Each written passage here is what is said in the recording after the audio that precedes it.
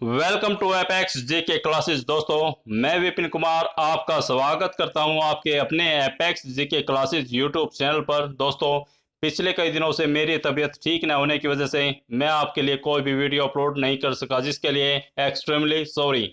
और जैसे ही अब मेरे स्वास्थ्य में थोड़ा सुधार हुआ, वैसे ही मैं आपके लिए लेके आया हूं आज का ये डिब्रू सैखोवा राष्ट्रीय उद्यान पर बेस्ड एक वीडियो लेक्चर, जो कि हाल फिलहाल में काफी सुर्खियों में था। तो चलिए दोस्तों, आज के इस वीडियो लेक्चर को स्टार्ट करते हैं। दोस्तों, इस वीडियो लेक्चर में हम डिब्रू सैखोवा राष्ट्रीय उद्यान कहां पर स्थित है, अर्थात किस राज्य में है, और इसके चर्चा में होने का क्या कारण है, और साथ ही साथ डिब्रू सैखोवा राष्ट्रीय उद्यान के महत्वपूर्ण बिंदुओं पर भी चर्चा करेंगे। तो चलिए सबसे पहले इसकी स्थिति के बारे में डिस्कस करते हैं कि आखिर ये किस राज्य में स्थित है। तो दोस्तों, डिब्रू सैखोवा असम के तिनसुकिया शहर से लगभग 12 किलोमीटर उत्तर में स्थित है।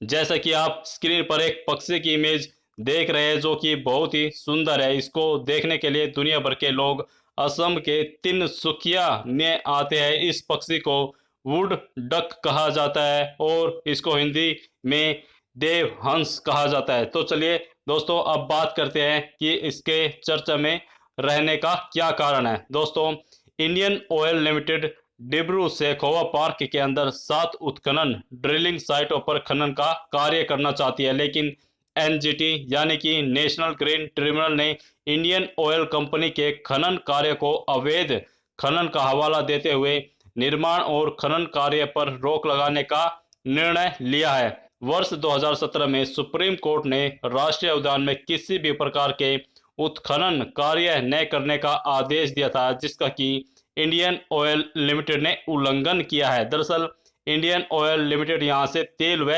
गैस का खनन करते हैं।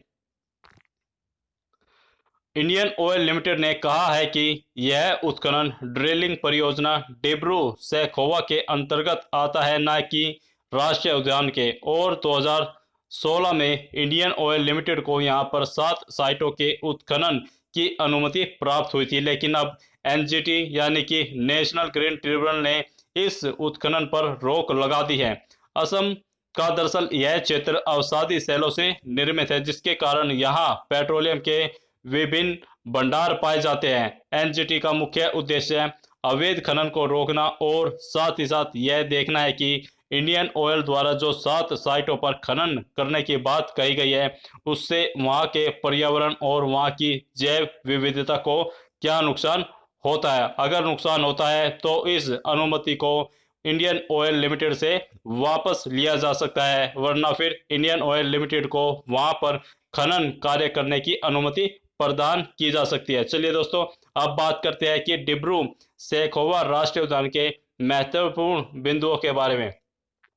डिब्रू सैखोवा राष्ट्रीय उद्यान असम के तिनसुकिया शहर से लगभग 350 वर्ग किलोमीटर क्षेत्र में फैला है और इसकी समुद्र तल से औसतन ऊंचाई 118 मीटर है। इस उद्यान के उत्तर में ब्रह्मपुत्र और लोहित नदियां और दक्षिण में डिब्रू नदी बहती है।